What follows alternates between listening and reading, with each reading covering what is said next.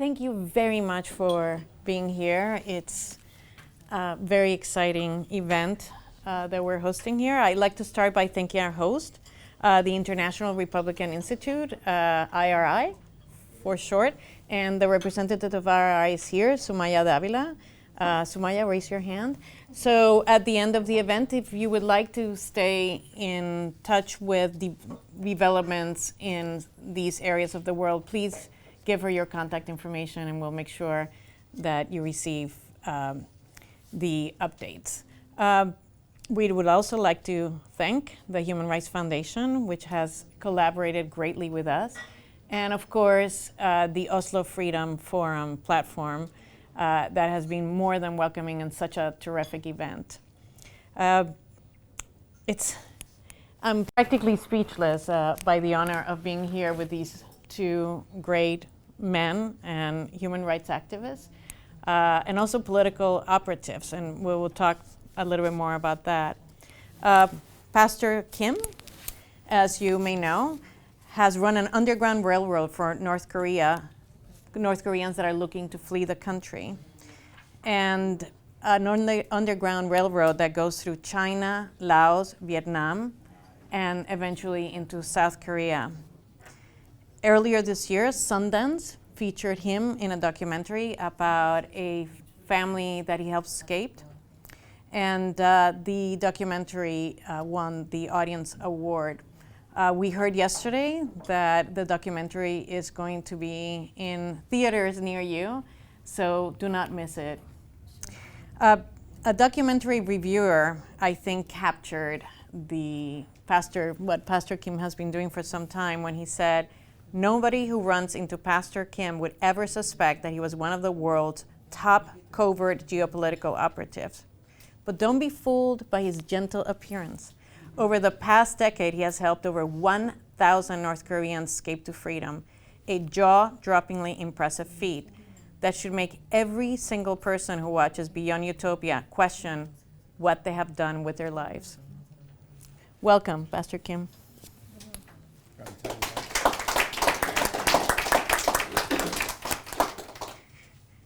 Pastor Mario is also a geopolitical operative. Because of his faith when he was young, instead of being able, as he wanted to attend military service, he was seen as a contaminant to the regime. So he was sent to a forced labor camp. For his work, after being in a forced labor camp, Christianity Today featured him on the cover of the magazine. Now, Christianity Today did not mention his name, but of course the Cuban government immediately found out who he was and made his life very difficult. He has been arrested over 20 times, threatened, interrogated, treated violently, and in 2016, after living under continuous threats, he and his family had to leave Cuba. His wife, Yoaxis, a missionary as well, is here. So thank you and welcome to you as well. He lives in the United States, where he remains an active advocate for all religions in Cuba, and is often featured in the press, consulted by the Department of State, by the U.S. Ambassador at Large for Religious Freedom, and the United States Commission on International Religious Freedom, where we met, because when I served as vice chair of that commission. Sadly, even in the United States, the Cuban government considers his faith an active threat. In 2020, there was a random shooting at the embassy of Cuba in Washington, D.C., and the Cuban government actually went on television and blamed him and his wife for the shooting, which was clearly an attempt to defame the pastor and his wife. In short, the long arm of the revolution continues to try to quench the words of these pastors, even beyond the boundaries of its dictatorships. Now, I would like to immediately get into some questions, and I will be a ruthless moderator. None of us like dictatorships, so once in a while you have to be a benevolent dictator to make sure that everyone has enough time to speak. So I'd like to start with Pastor Kim, if that's okay, and then I will go to you with the same question. So worldwide, North Korea and Cuba are considered countries of particular concern. At least that's what the State Department calls them, because they both suffocate all freedoms, particularly religious freedom. Could you tell me why such powerful dictatorships would fear the spread of religious belief in their countries? By the way, I'm Sunny. Oh. I'm his interpreter, so I have to interpret this one. So sorry. I wrote her name in big letters here, and then somehow managed to skip it. My apologies for being blind. No. Sunny Huang is a filmmaker and an artist and a terrific asset to the movement, and she has volunteered to interpret for the pastor. My apologies. No problem. I just want them to know. So, yeah. Okay. 너무나 쉬운 질문을 하시는 것 같아서. It's very easy answer. Easy question to answer. 인간의 마음 속에는 선과 악이 있는데 그 중에 저는 공산주의를 악으로 생각해요. 하나님을 대적한 무리가 사탄인데 그 사탄은 예수님 보고 세상을 다 줄 테니까 나한테 절하라고 하거든요. 공산주의를 보면 자신이 신이 되고 싶어하는 사람들이에요. We're just gonna sentence by sentence, so you guys don't have to wait for 30 minutes. So he's gonna stop here, then I will interpret, and it's gonna keep going. So in what I believe, in this world is good and evil, and to me, communist side is evil, because in the Bible, Satan told Jesus that if you bow to me, then I'm gonna give you the whole world. To me, many dictators are the people that wanted to rule everything of their world. 북한도 그렇고 대부분 공산주의 국가를 보면 세습을 좋아해요. 그러니까 지금은 세상이 많이 바뀌었는데도 아버지가 아들로, 아들의 아들로, 그래서 계속 자기들의 신의 영역에 머물려고 하기 때문에 신의 영역 속에 있는 그 밑에 있는 많은 사람들의 그 고통을 오히려 빨아먹고 살고 있죠.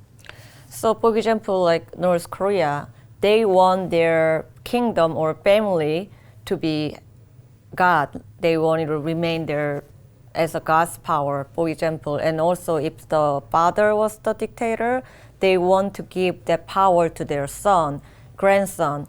That's why they want to be a god for that society, those dictators. That's why they cannot have another god there in their society. 성경 말씀대로 사탄이 예수님한테 세상을 보여주면서 나한테 절하라는 것 말한 것처럼 공산주의의 시작은 우리는 다 잘 살 수 있어. 평등해. 그래놓고 그 공산주의가 이루어지는 그 순간부터 자신들만의 왕국이 시작되는 겁니다. So as is in the Bible, Satan, they lie. They give them like beautiful, like sweet lie that if you bow to me, I can give you the whole utopia. Same thing. When the communism started, they tell people that if you follow me, it's going to be all equal. Everything is beautiful, like utopia, like that, the Garden of Eden. Once people follow, starting them, no, those dictators got all the power and they control everything. That's why they can have another, like real God or religion. 쿠바 목사님이나 저나 나라는 다르지만 바로 공산주의의 세력과 자유민주주의, 하나님이 세우는 세력 간의 어떤 영적 싸움을 하고 있는 겁니다. So even me or Pastor Mario, we are the same, like Cuba and North Korea, they're different country, but their core of evil is same. So we are actually battle, more like spiritual battle. Toward we are in the free world. We have like freedom of speech and freedom of religion, but against those evil dictatorship people. So it's more like, for me, it's more like spiritual battle we're on now. Thank you. That's wonderful. So, do you think, like Pastor Kim, there's a spiritual battle? Yes, Saint Christina, my greeting for all, my blessing for you. Saints, Pastor King, your life inspired my life too, because Cuba need collect mission too. Christina, answer for you, for your question.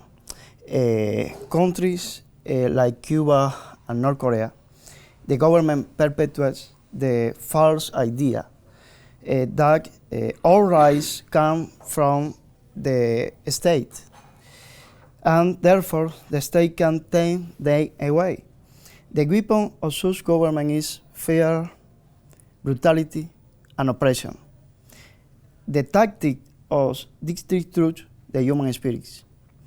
For such government, it is trick when people realize they were created in the image of God, and that they were born with rights. The idea that the government does not give rights and cannot take them away weakens the foundation of dictatorships. A religious person in Cuba is a threat to the region and one that must be eliminated. Worldwide, we see what have people inspired by their deeper religious conviction has changed the country, the course of history. Among the most well-known examples was the involvement of the Society of Friends, known as the Quakers. Quakers, who were the first religious movement to condemn slavery and would not allow their members to own slaves. Or Reverend Martin Luther King, with his work on racism in the United States. Less known examples are the many religious leaders in Cuba who has demanded care for the poor, freedom of expression, and the right to educate their children in their religion traditions. For example, Ramon Rigal and her wife was in prison for this reason. And in this moment, Pastor Lorenzo Rosales is in prison for demanding the rights for the people in Cuba. The Cuban regime has engaged in propaganda to say they take care of their people. That is false. Cuba suffers from terrible poverty, lacks the most basic medical care. Cuba is a North Korea in the Caribbean. Yeah, well said. Well said. So if I hear you correctly, what you're saying is this Cuban regime says, well, all the rights come from us. Yeah. Therefore, we can take all the rights away, and that it's a tremendous threat to this ideology to say, no, we're born with rights, and we can stand up to the regime. So the kind of work you do, I must say, for us that live in freedom and that are comfortable is extremely hard. I mean, I can imagine one day waking up and say, okay, I've rescued 1,000 people, I have been interrogated 20 times, I was in a forced labor camp, check. I've already done it, I'm not gonna do this anymore. What inspired you for this service, and why do you continue to work in this field of work? Pastor Kim, if I may first. 청년이나 사람들을 계속 구하고 이게 쉬운 일이 아닌데 이걸 계속하게 하는 이유, 모티베이션, 원동력. 제가 2000년 1월 4일 날 중국에 들어가서 두만강을 바라봤어요. 저희 어렸을 때 두만강은 아주 푸르른 물이고 숲이 울창하고 아름다운 강이라는 노래가 있어요. 두만강. So 2000 January 4th, that was first time I went to China, border of North Korea and China, in Chinese border. That was first time I went there to look at the land or river of North Korea. When I was grew up in South Korea, there was a song about Tuman River, the border area of North Korea and China River. We always said beautiful river, like green wood. There was like a beautiful song about describing that river. Then I saw the river for the first time, 2000.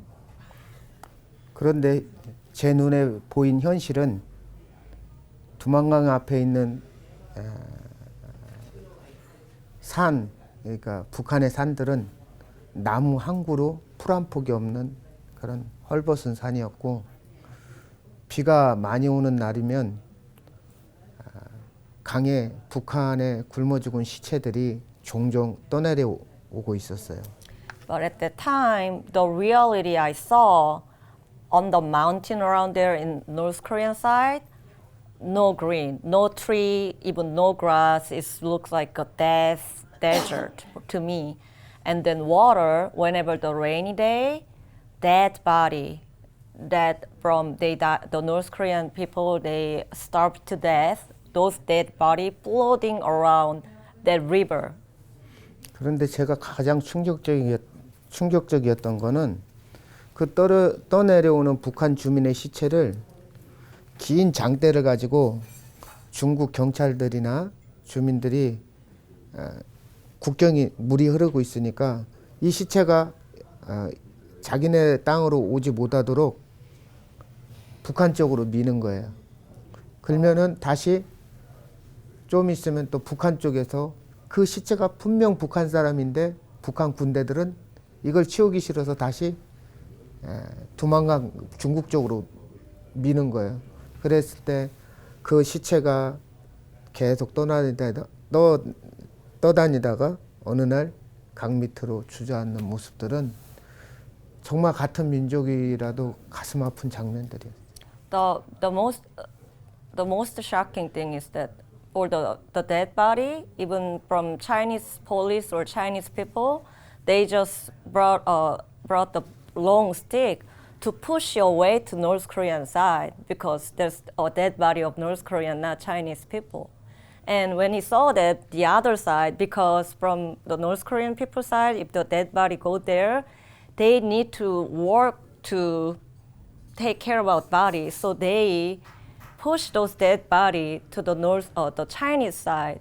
And when he saw that, like they were pushing dead body to like each side of border because they didn't want to deal with the like dead body. And at the end, the dead body just sank down underneath of the river. That was really heartbreaking to me. That's the human body and also the human of my brother and sister. And looking at that was really heartbreaking at that time on 2000, January 4th, that I went to the river. I believe that it used to be beautiful river. 그런 비통한 제 마음속에 북한을 바라보고 있을 때 키가 너무나 작은 아이가 제 손을 딱 잡으면서 선생님 같은 민족끼리 좀 같이 먹고 삽시다 그러면서 여자아이가 저한테 국어를 하는 거예요. 그랬을 때 저는 세상이 다 무너져 내리는 것 같아요. 이런 조그만 아이가 지금 시체가 떠다니는 저 두만강을 어떻게 넘어왔을까? And while I was in shock to looking at those scenery, little girl, like tiny little girl, tapped me and she started talking to me in Korean, the same language but with the North Korean accent, that asked them, "Sir, please help your own people." And when I looking at her, I already saw the river of dead body floating. This is hard for even other to cross. Then how come, what fear and what made these little children, these tiny children to even cross that swift to death river to come all the way down to begging me for food and life? I couldn't think about anything. I just collapsed and I start crying about this tragic thing that have happened to these people. 그 당시 탈북하는 어른들이나 특히 이 아이들은 그 죽음의 강보다도 더 두려운 거는 배고픔이었어요. So even at that time, because at the time for this kid and even the other of North Korean defector to risk their life to crossing the river, they fear of hunger more than death because they're desperate they need to eat anything, even they have to cross the Swift River, risking their life. 그때부터 저는 탈북민들과 특히 북한의 고아 꽃제비들을 구출하고 한국에 데려오는 일에 제 인생을 하나님 앞에 드리기로 서원했습니다. At that time, I knee on my knee on the floor and I prayed to God, I'm gonna devote my life to God to rescue this little kid and these people to bring them to safely back to South Korea. 하나님은 보시기에 제가 약속을 안 지킬 사람 같이 보였나 봐요. I'm sorry. And then, but when I prayed, maybe God thought that maybe I looked like a person that didn't keep the promise to God. 네. 그 다음 날 북한에서 인민군 중대의장이었던 지금 저하고 살고 있던 아내가 탈북했고 제가 김정은 장군처럼 생겼다고 그래서 반해서 저도 좋고 그래서 한국까지 데려왔고 그 길을 통해서 수많은 탈북자들을 구하게 됐고 또 같이 목회를 하고 지금까지 함께 할 수 있었던 원동력이 됐습니다. So God had to make sure that I keep the promise. So next day, a woman from North Korea crossed the border, and when she saw me, she thought that I looked like Kim Jong-il, with short and little belly, and she fell in love with me at the first sight because looking at look like a Kim Jong-il is best compliment in North Korea. That's why we fell in love, and I brought her to South Korea, and we married. And through her, I learned more about North Korea situation. And she became also pastor. So my wife and I, we worked together to help North Korean defector. And since then, we work together to keep the promise that I did to pray to God. Yeah. That's a wonderful story. So it is a little known fact that not only do there are very, very few North Koreans that make that trek. Many of them die on the way, but when they get to South Korea, oftentimes they don't have people to help them become self-sufficient. So not only does Pastor Kim help them defect and save their lives, but he teaches them to be self-sufficient. It's also a little known fact that North Korean children who are orphaned, unfortunately, there is no laws that allow for adoption services. So the pastor also makes sure to take care of them. So I think you look like a man who keeps his promise, but I'm glad that a wife came along to remind you as well. So.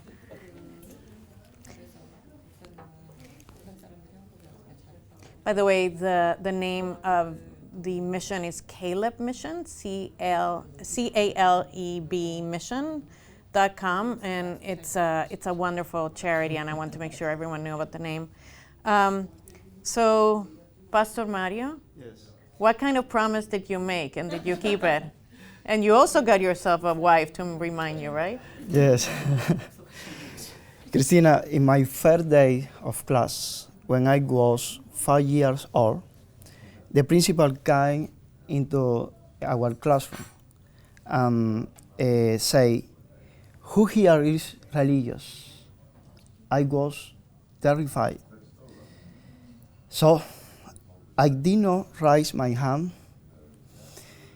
I did not confess my faith. Not raising my hand affected the rest of my life. See, even at 5 years old, my decision to stay silent troubled my conscience. And that moment, as a little boy, to scared to speak the truth, was also the moment that made me become a pastor. I'm sorry to interrupt. That is such a moving story. That at 5 years old, you were already filled with a commitment to something. Like, you were raised well because you knew then what was true and what was not, and you're raising the regime. You were raised in a communist regime, where you knew the consequences of raising your hand, but you also knew the consequences of not raising your hand. Yes, the rest of my life was a commentary to this moment. The first moment to the face to the regime in front of me. And the rest of the time, it was a commentary to this situation. Military service in Cuba is compulsory, and I was expected to serve, but the military denied me finding my and my family's fate on the server. Instead, I was sent to a labor camp.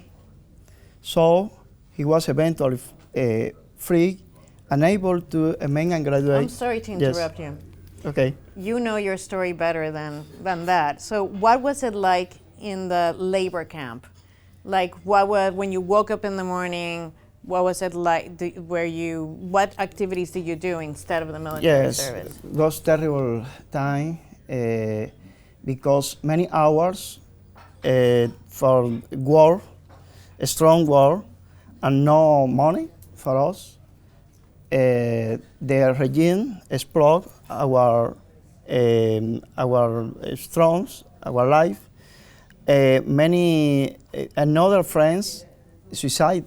I remember this terrible time, terrible.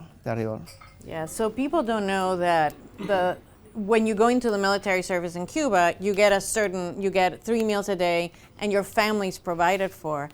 But when you are a religious person in Cuba, not only are you sent to a hard labor camp where the regime doesn't pay you, your family is left on their own to fend for themselves because they are tainted by the person's faith, the person who's serving in a hard labor camp. And suicide, unfortunately, is rather common in those conditions because it's not only the anguish of the daily work, but the anguish that your family doesn't have anything to eat. Mm-hmm. 3 years later, I accidental landing on the cover of Christianity Today. You refer this? Yes. When I gave permission to a reporter to use my photo, even so he did not use my name, I called the attention as the head to the Cuban Office of Religious Affairs. And I love the name, Office of Religious Affairs. Yes. It sounds like a nice place where you can have a cocktail party with other religious people. What the Office of Religious Affairs does, it monitors anyone who is engaged in religious service or religious faith or a house of worship. And then unless you're registered with that office, then you are not able to freely express your faith. Yes. Hugway, a leader in my denomination, that she intended to go after me. The government began to monitor my actions and behavior. And from 2011 to 2016, I was arrested for many occasions, 21 maybe. During these sessions, I was often treated violently, and at times authorities tried to make me disappear. In 2030, I founded the Patmos Institute to promote religion freedom in Cuba. Founding Patmos Institute brought greater persecution. The Patmos Institute has not been legally recognized. Patmos functions like the underground seminary Pastor Bonhoeffer led in Germany during the oppression of Adolf Hitler. The Cuban authorities eventually made it clear there were only 3 options for me: death, prison, or exile. Many have already been killed in the name of religion freedom in Cuba. Those include Osvaldo Payá and Harold Cepero, both Catholic leaders, and Laura Poyam, leader of the movement known as Ladies in White, whose followers are still prevent each Sunday from attending Mass. The trees in my life and family, my family, parishioners, urged me to continue my work from exile. And in August of 2016, I left Cuba to the United States, refugee.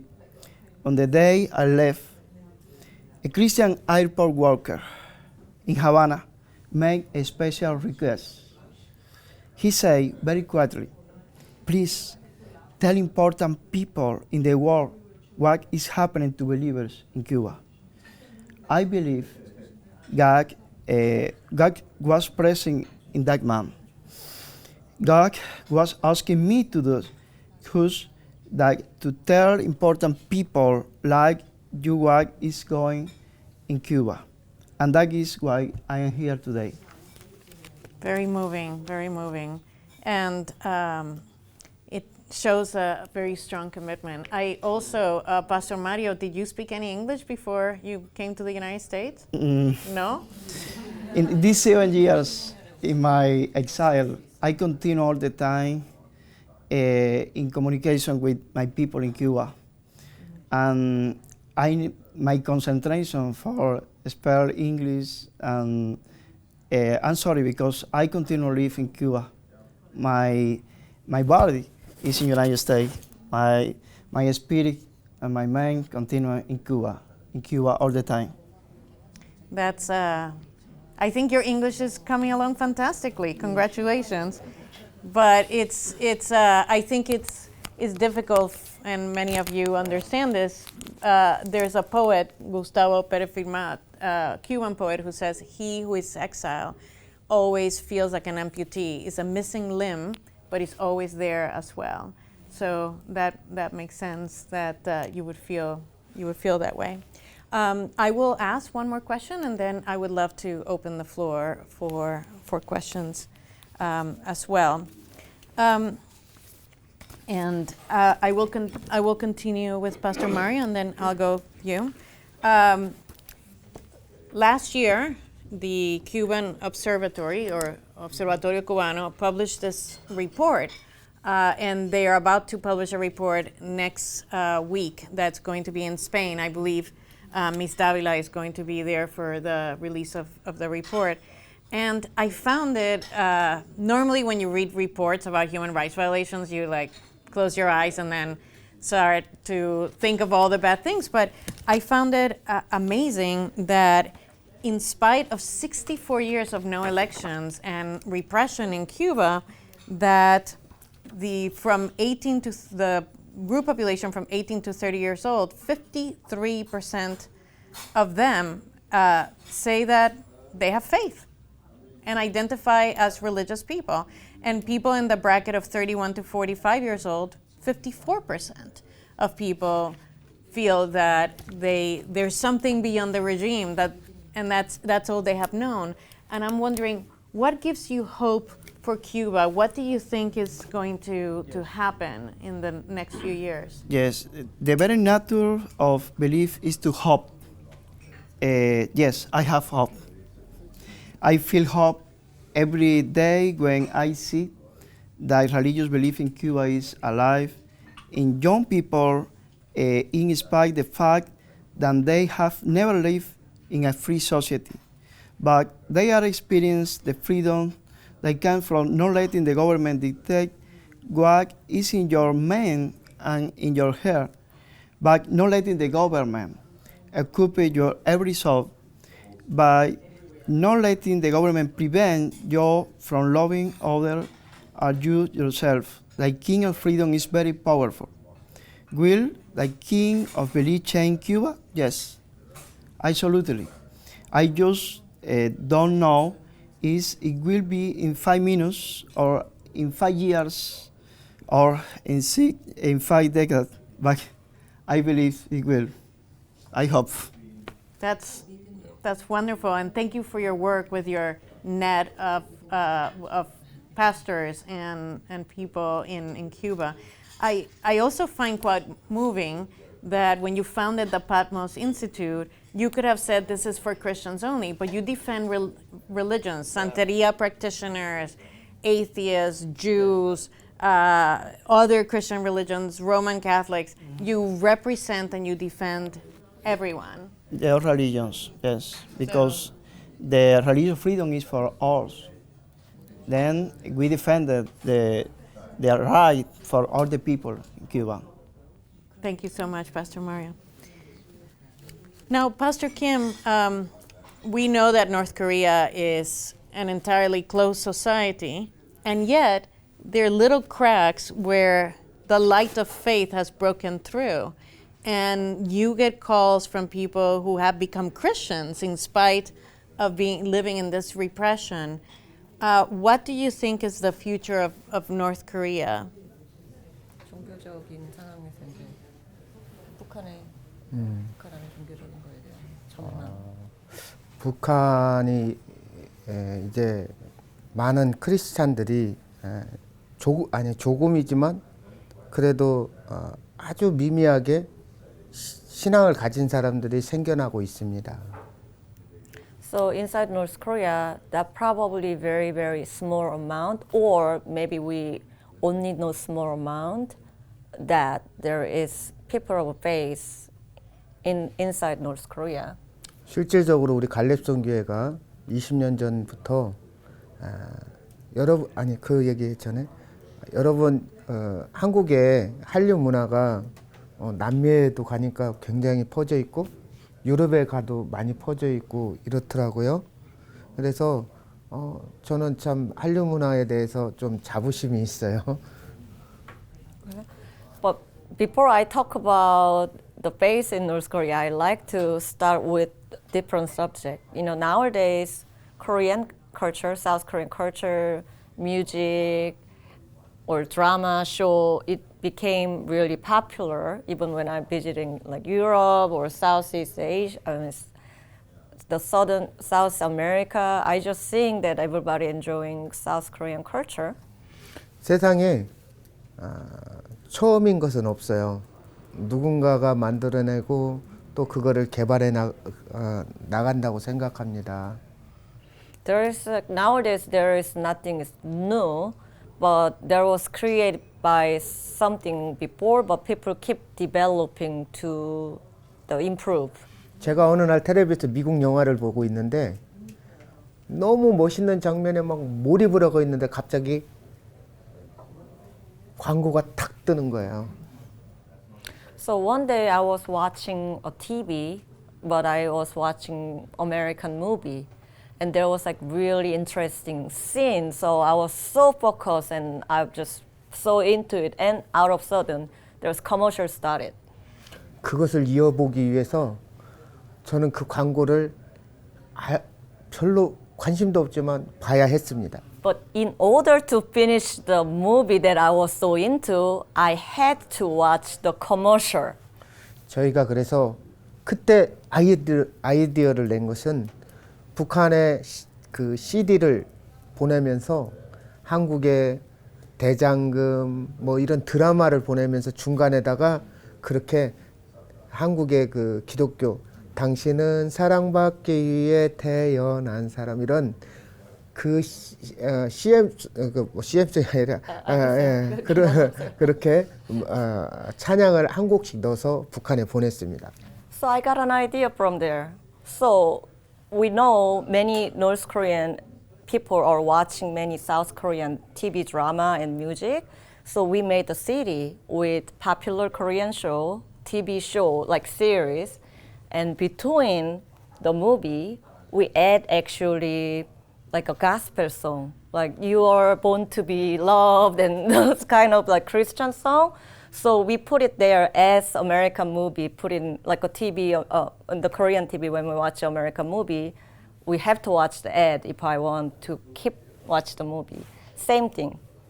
제가 2013년도에 북한에서 중국말 한마디도 못하는 탈북자 15명을 한국에 데려오는 일이 있었습니다. So 2013, I rescued 15 North Korean people that nobody could speak Chinese, but I rescued them to bring them to South Korea in 2013.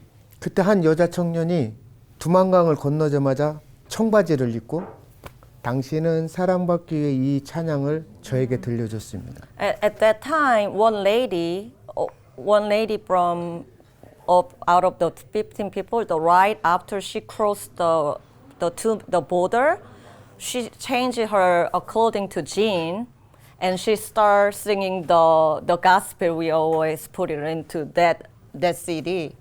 청바지는 미국의 상징이기 때문에 북한에서는 그것을 갖고 있는 것조차도 큰일 나는 일인데 그 자매는 자기가 이 청바지를 입었다는 거에 더 자부심을 갖고 있었습니다. And jean is the symbol of America, symbol of freedom. So it's illegal in North Korea that you cannot wear jean. So right after she crossed escaped from North Korea, she just wear jean for the first time, and she was very proud. 너 정말 이거 북한에서 입고 다녔던 거야? 제가 물어봤더니 밤에만 몰래 입었다고 합니다. So I asked her, did you really wear this like jean in North Korea? And she told him that, no, I only wear it at the night time. Nobody can see me. 그때 저는 여자가 아름답게 보이기 위해서는 어떠한 것도 무죄라고 생각했습니다. And that time I know as a female, for their beauty, they can do like even dangerous thing, but it's still, we shouldn't judge you. It's like innocent. It should be innocent. I don't know. 무죄. 그래서 제가 왜 이런 얘기를 했냐면 그때부터 2013년 그 무렵에 북한에 많은 그 정보들이 그 한류 문화나 많은 정보들이 들어가고 북한에 어떤 변화가 일어나기 시작했습니다. Why I told you guys this story, the moment I had this experience in 2013, I know all those South Korean culture got popular. People wanted to watch, so through that, a lot of outside information naturally, but secretly go inside of North Korea. At the same time, we put those religion information along with the popular movie and song. 2000년 들어서 한 해에 4,000명, 5,000명이 한국에 쏟아져 들어오는 그런 탈북민들 들어오는 일들이 생겨나게 됐습니다. That after that period, like 4,000, 5,000 of North Korean defectors came to South Korea. So a lot more people starting leaving North Korea. 그 한국에 들어온 거거나 미국이나 유럽에 갔던 그 탈북민들이 정착을 하고 또 북한 정권을 알리는데 아주 중요한 역할들을 하는 모습들을 제 눈으로 보게 됐습니다. And those North Korean defectors defected around that time. They settled down South Korea, America, and Europe. Then those people became a voice of North Korea to let the world know what's going inside North Korea. 이건 인권재단에서도 제가 보니까 초청한 이현서, 박연미, 또 정광일, 지성호, 저하고도 잘 지내는데 태영호, 여러 사람들을 보면서 또 우리 성민 씨, 이런 분들이 바로 북한을 알리고 세상에 나가 있는 탈북민들의 어떤 리더들이 되고 있습니다. So even Human Rights Foundation invited for those North Korean defector speaker, for example, like Hyunseo Lee, Yeonmi Park, Young-ho Tae, Song-ho Ji, and also one of the Human Rights Foundation member sitting right there, Sung-min Lee. Those people are the key people that came from North Korea and became advocate for letting the world know about what's going on in North Korea. 정말 감사한 건 탈북민들이 탈출하고 나서 대부분이 반절 이상은 기독교인이라는 겁니다. As a pastor, I personally really thankful that more than 50% of North Korean defectors became Christian. 또 탈출한 그분들이 북한에 돈도 송금하고 가족한테 연락도 하면서도 또 그 속에 복음도 전하고 있습니다. So those defectors that settle down in South Korea or American Europe, they found a way to send money back to their family member inside North Korea. But not only money, they sometimes give them, like even share the gospel to the family inside the North Korea and outside information to people, family in North Korea. 전쟁의 기본은 상대방을 죽이는 게 아니라 상대방을 내 편으로 만드는 것입니다. So the basic rule for the war, it's not about to kill your enemy. The first step, the basic important thing is to make your enemy to be my side, my friend. 우리는 북한을 영적으로 하나님 나라를 건설하기 위해서는 사실 이곳에 와서 너무 감사했던 게 어제 앞에 죄송한데 이름을 몰라서 이렇게 북한의 그 위성 전화를 만들어서 일을 하려고 하시는 분들 이런 조그만 아이디어나 이런 것들이 분명히 북한을 변화시킬 거고 그곳에 있는 기독교인들 또 그들에게 복음을 전하는데 북한을 변화시키고 외부 세계에 알리기도 하고 거꾸로 북한의 정보를 유입하는 아주 너무 귀한 일들을 제 눈으로 보게 됐습니다. So I mentioned at the beginning of the talk today that right now we're in more like spiritual war. So in order to change North Korea, it is better to give them outside information and change them inside and make them change from the inside. That's the key. So since I got here, I really appreciate and I'm thankful to see people are very interested in North Korean human rights matter. Also, these gentlemen we met, they're sitting here, they met a few days ago.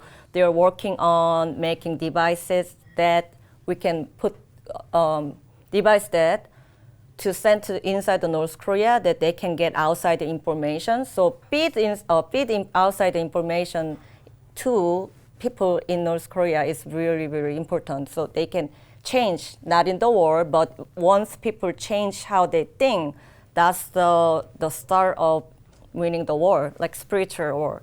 So 마지막으로 성경 말씀에 우리가 모이면 기도하고 나가면 전도하자고 그랬습니다.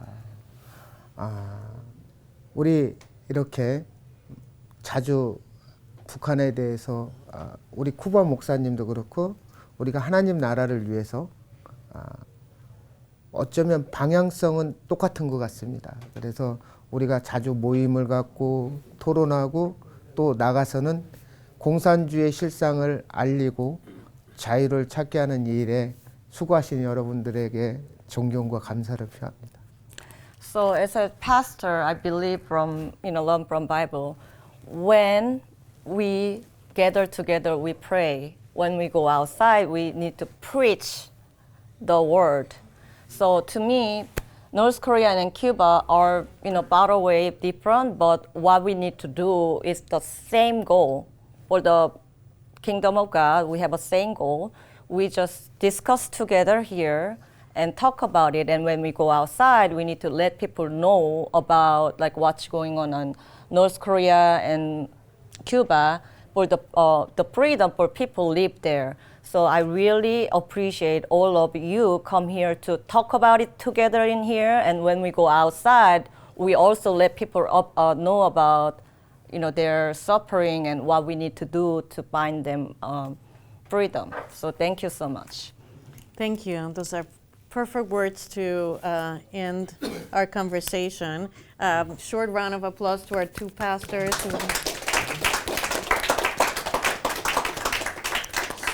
So just a couple of minutes. The next event starts at 11, but I believe we have a few minutes for questions. But before I do, could I have the proper name of the project so that it's also on film? We're associated with Flash Drives for Freedom. Okay.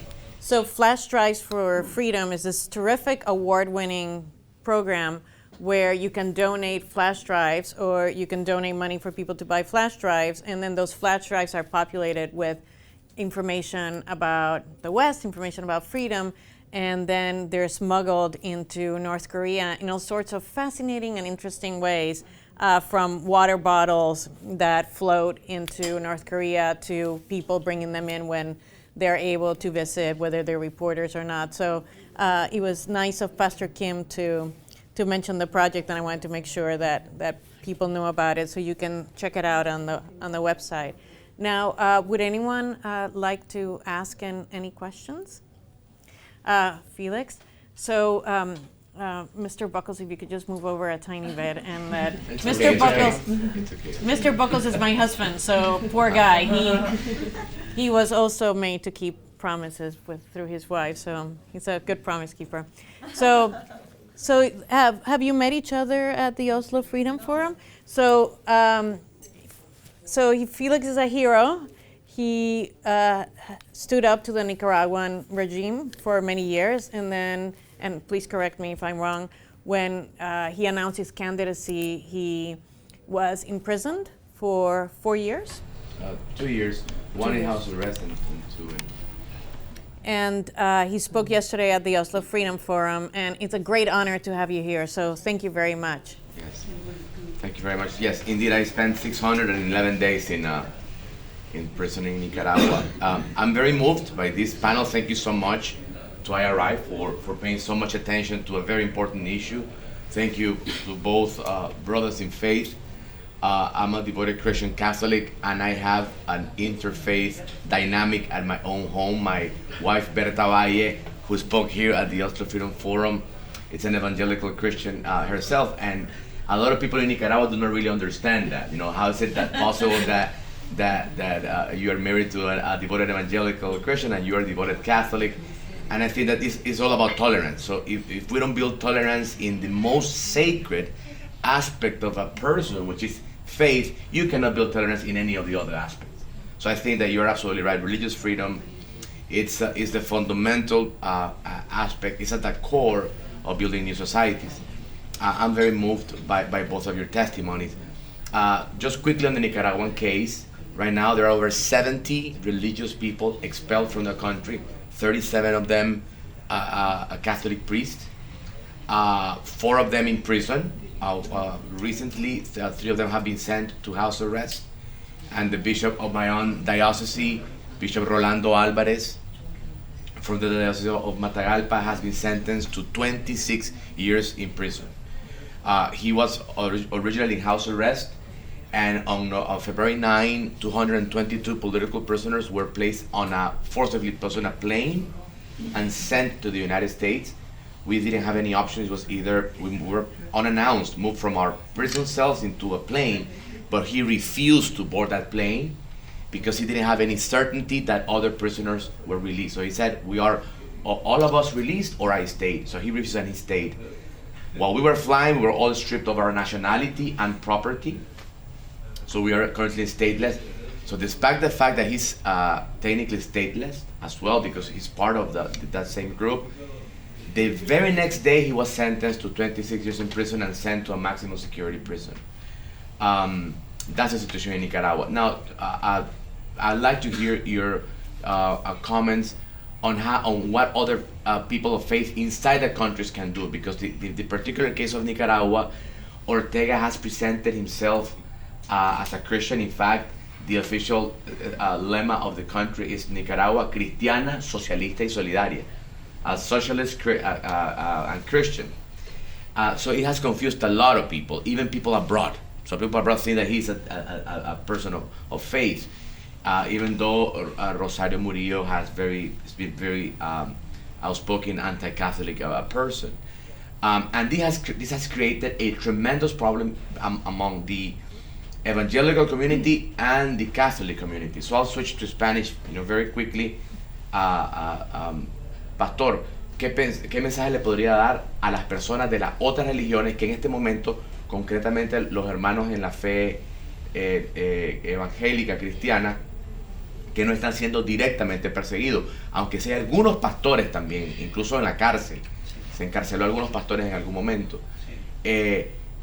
Esto que usted ha hecho de promover la libertad religiosa de manera más amplia, ¿qué mensaje le daría o qué rol tendrían los líderes religiosos que no están siendo perseguidos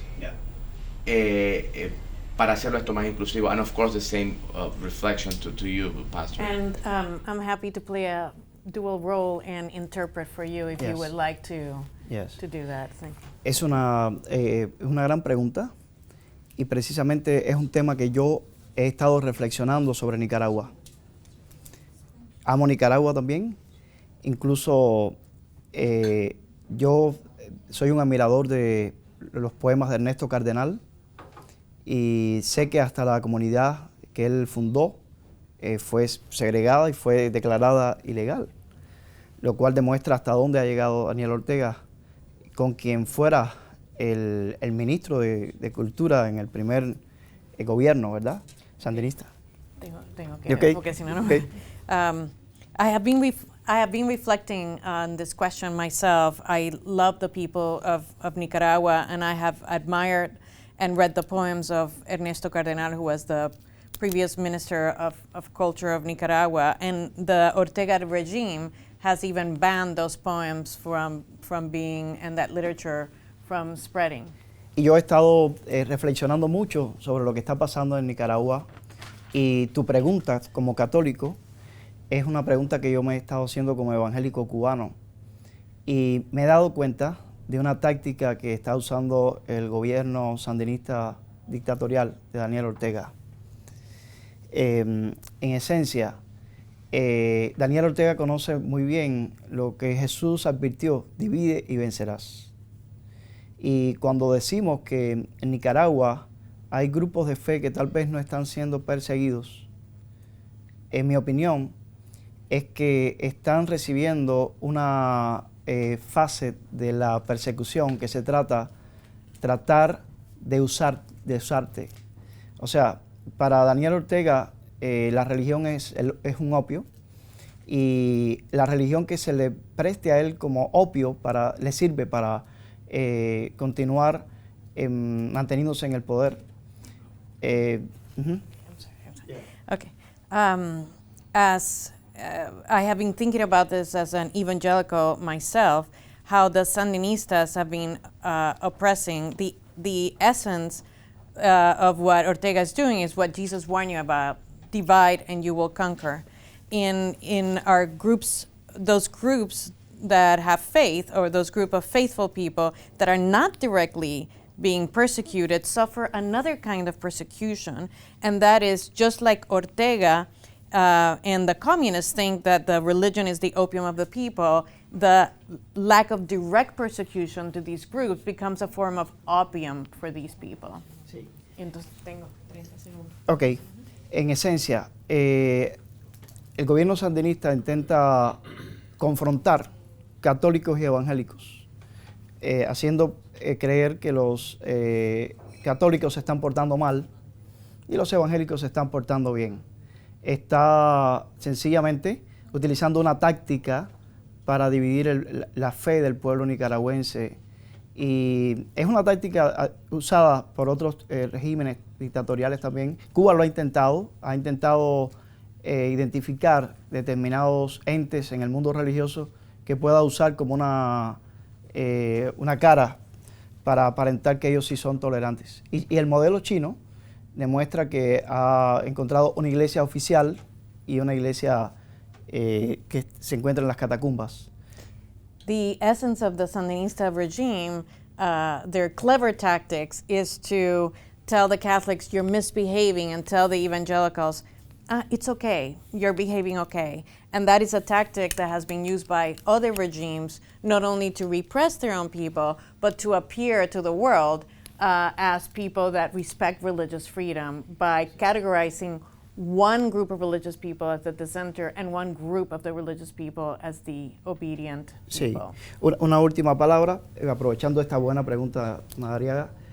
Si mis hermanos en Nicaragua evangélicos, en Nicaragua escuchan mis palabras, que soy pastor evangélico cubano, mi mensaje para ustedes es: no se dejen engañar. Los intereses del reino, el pastor King hizo referencia aquí del reino, de Kingdom, son más importantes que los intereses institucionales que ustedes puedan tener y que Daniel Ortega les quiera dar a ustedes como si no fueran sus derechos. No se dejen usar. My message to my brothers, to my evangelical brothers, I as an evangelical pastor, say, don't let them kid you. Don't let them betray your religion. What we need to follow are the interests of the kingdom, not the interests of the institutional interests we may have, and that you should stand up for religious freedom. Thank you. Thank you very much. Me gustaría saludar a Rosa María. Todos sabemos que en estos días la Comisión Interamericana de Derechos Humanos dio a conocer los resultados de su investigación. I would like to welcome Rosa María Payá. There have been important developments this week. Could you share them, please? Good morning, and thank you so much for this important panel on religious freedom that has been under harassed around the world, and especially in those countries that are under communist regimes. So all our solidarity with you, Pastor King, and also with the Catholic Church in Nicaragua. We as people of faith in Cuba, we understand how the communist regime tried to divide us and to silence us. So we have total solidarity and empathy towards what is going on in Nicaragua, and a lot of admiration too for the church and for those pastors that are standing up for their people.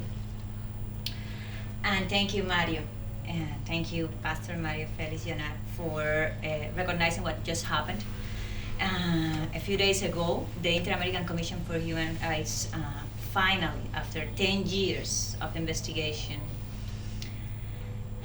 released the final verdict on the attack against my father, holding the Cuban regime responsible for the assassination of my father, Osvaldo Payá, also a man of faith, and my dear friend, Harold Cepero.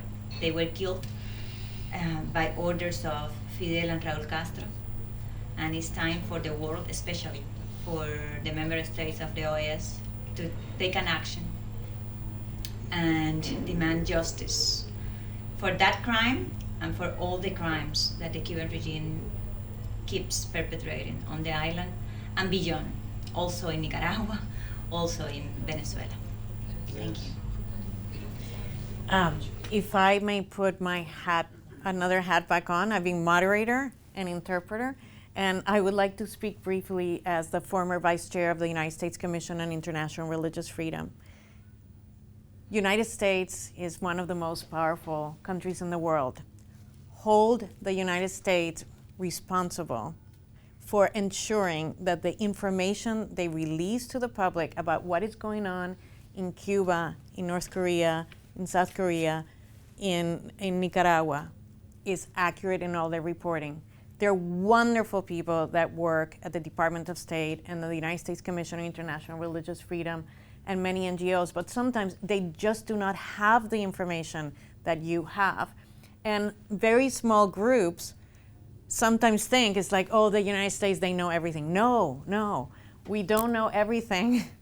And I think it's really important for you to activate what was created 20 years ago, the International Religious Freedom Act, which demands that each embassy in every single country has to report on religious freedom conditions in their country, and they have to meet with religious freedom heroes like all of you. So ensure that you avail yourself of these services to make sure that the word goes out at the United Nations, at the Human Rights Council, and all of the other international bodies where the United States advocates for religious freedom. So thank you. finally, I would like to thank all of you. I'd like to introduce you to one more person. So Mariana is here representing an organization called the International Panel of Parliamentarians for Freedom of Religion or Belief, in short, IPP4. They're a small organization with a big punch. They gather parliamentarians from all over the world, from all political persuasions, and they train them on religious freedom, Article 18.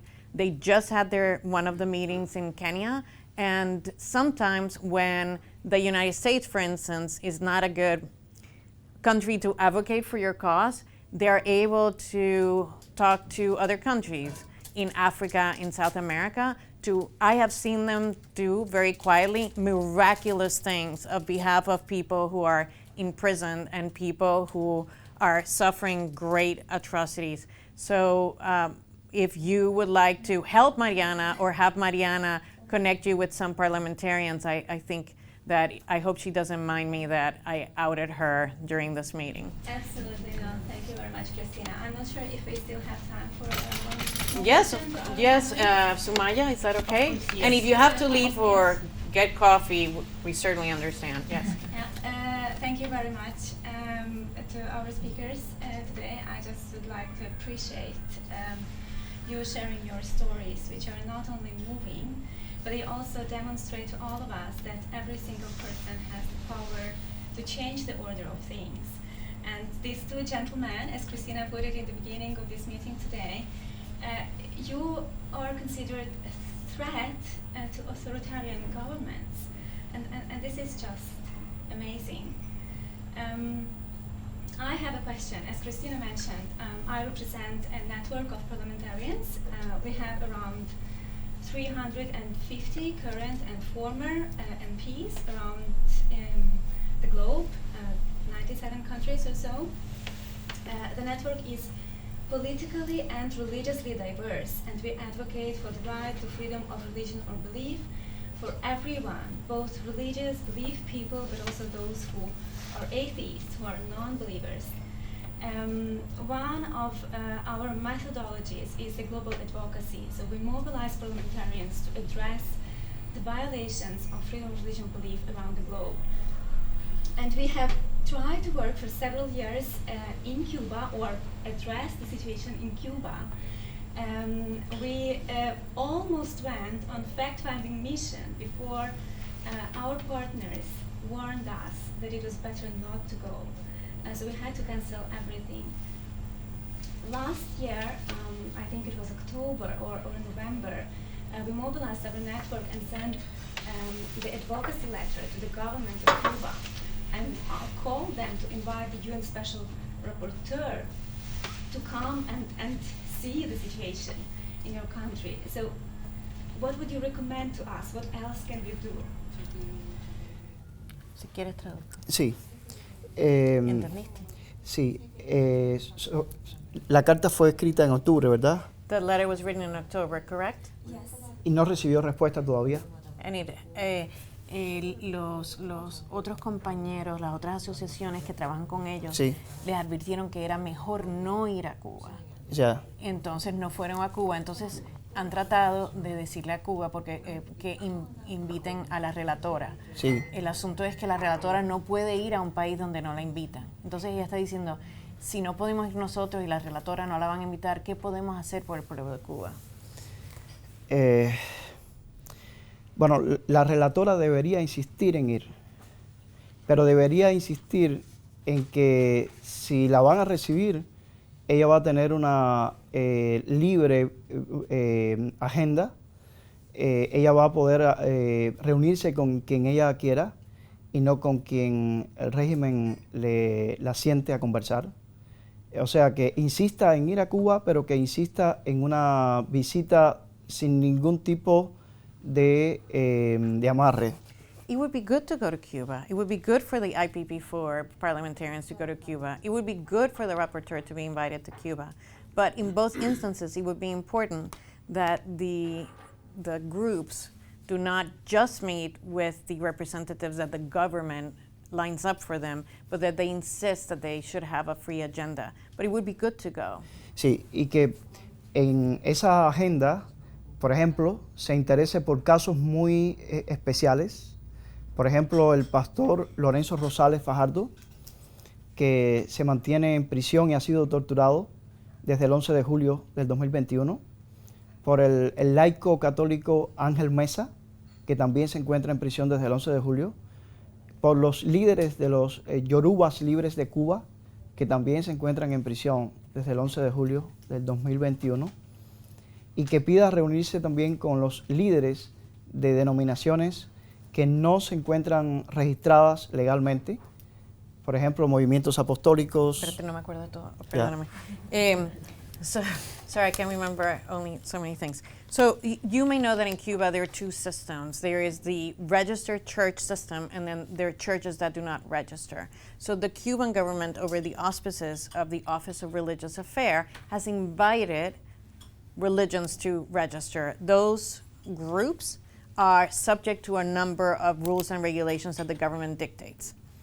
And oftentimes when groups go to Cuba, it's only with those officially sanctioned groups. So he's saying if you go to Cuba, you should ask to meet not only with the official groups, but people like, and I will pass the names later, Lorenzo Rosales Fajardo, who's in prison and who has been tortured, Ángel Mesa, who's in prison and has been tortured, and then for the free Yorubas. Yoruba is a syncretic religion in Cuba, comprised of Santeria and Catholicism, and the government, for cultural purposes, allows an official Yoruba religion that is visible to tourists, but the real practitioners of Santeria are not able to practice it, and many of them have been in prison and tortured.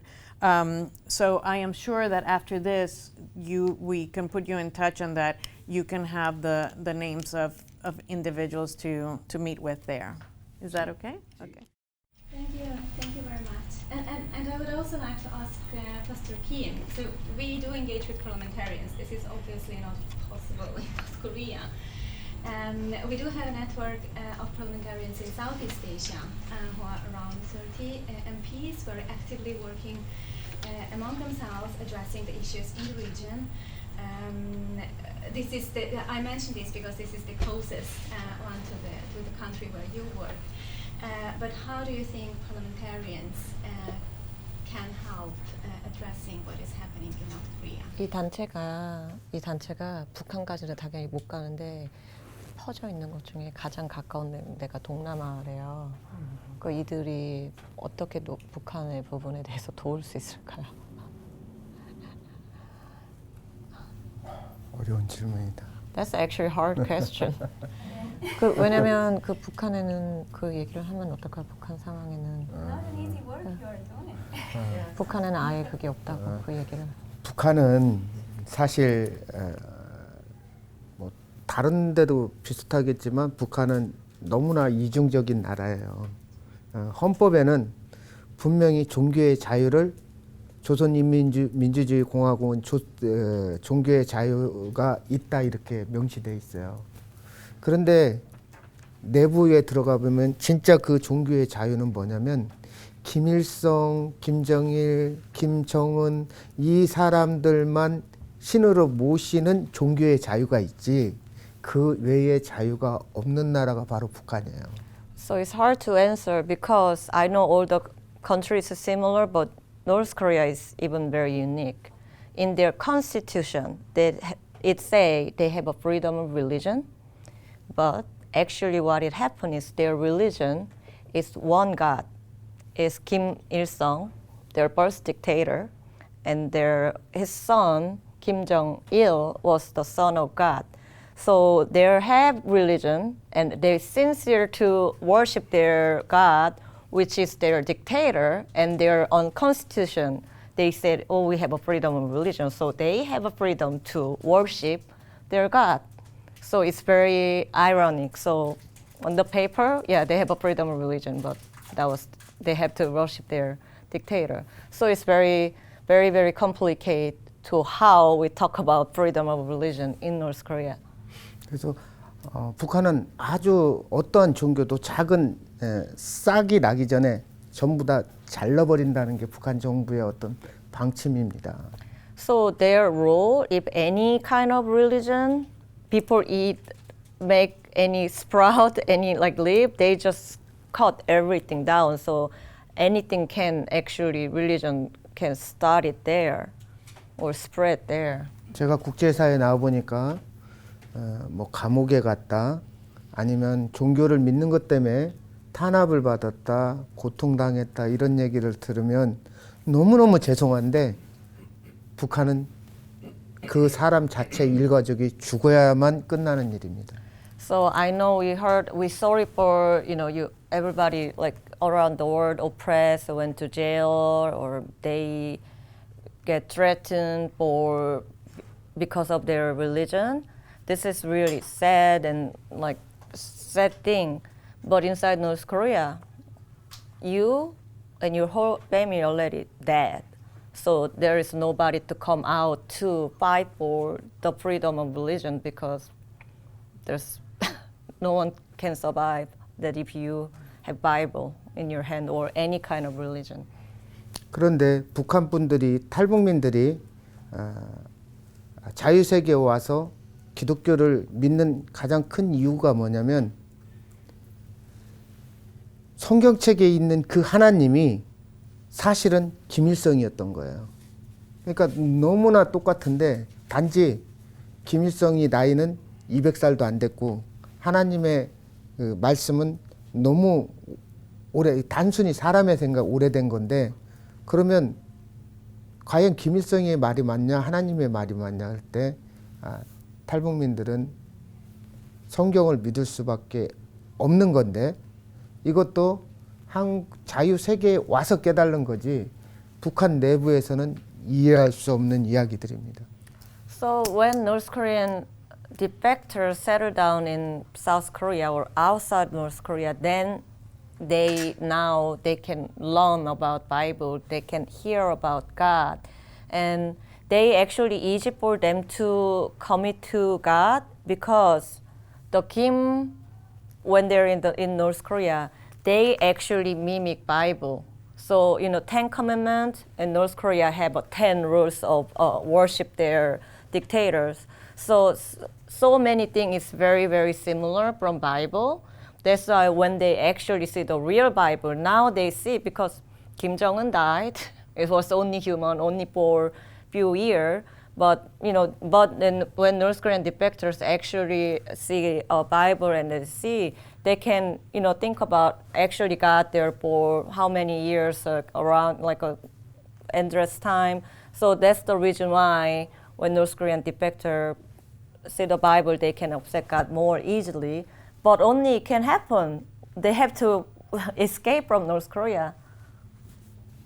그럴 수밖에 없는 게 유엔에서 도와주고 세계 각국 NGO가 북한에 가서 도와줘도 결국은 백투혈통 김일성 그 정권이 다 도와줬다고 생각해요. 예를 들어서 독일의 의사가 북한에 들어가서 눈을 실명할 사람을 고쳐줘도 우리 장군님이 저 사람을 데리고 와서 우리를 고쳐줬기 때문에 우리 장군님이 신이시고 유엔에서 식량을 갖다 줘도 장군님의 능력으로 갖고 와서 우리를 먹이시고 입히신다. 그래서 북한에 태어나면 속된 말로 이런 아이가 태어나서 우리 장군님 이렇게 이야기할 정도로 그런 시작이다. 그래서 밥을 먹어도 아버지 장군님 감사히 먹겠습니다. 고맙습니다. 이 말을 떼기 시작하면서 엄마 아빠보다도 김일성, 김정일, 김정은 장군부터 시작되는 게 북한입니다. So life in North Korea, the brainwash started since you're young. Even there's people saying that the first language the North Korean kid learn is thank you General Father Kim Il-sung or Kim Jong-il or Kim Jong-un. So that's how they brainwash even since you're young. When you have a meal, and you have to say thank you General Kim Il-sung or their dictator. So that's why even throughout the time, even UN or NGO, people send support the money or they support they send doctor, even NGO send the doctor to treat them. They all believe it's because of their dictator, but which is they're not saying dictator, they say general father Kim Jong-il. So they're brainwashed and their whole life is believe their dictator are God. So it's very complicated to how to start to get help and start from. 그래서 여러분들이 보시는 탈북자들을 다 볼 수는 없겠지만 그들은 어쩌면 가장 용감한 자들입니다. That's what I'm saying, that I believe the North Korean defectors are most brave people in the world. 그 가장 용감한 자들에게 더욱 힘을 주기 위해서 우리는 북한에 기독교의 정보를 주고 또 그들에게 그 외부 자유세계의 그 정보를 주도록 해서 북한의 변화를 꾀할 수 있는 여러분들이 관심을 가져주시기를 부탁드립니다. That's why it's so different, because they're brainwashed and they don't get any outside information. So what we need to do is to give them, we need to find a way to send outside information to let them know they were brainwashed and what they believe whole life was wrong. So that's what we need to do, and we can come up with an idea and we can work together to this thing actually can happen. Well, thank you very much. As Pastor Mario said, real freedom is being able to make sure that no one touches what's in our mind or in our heart.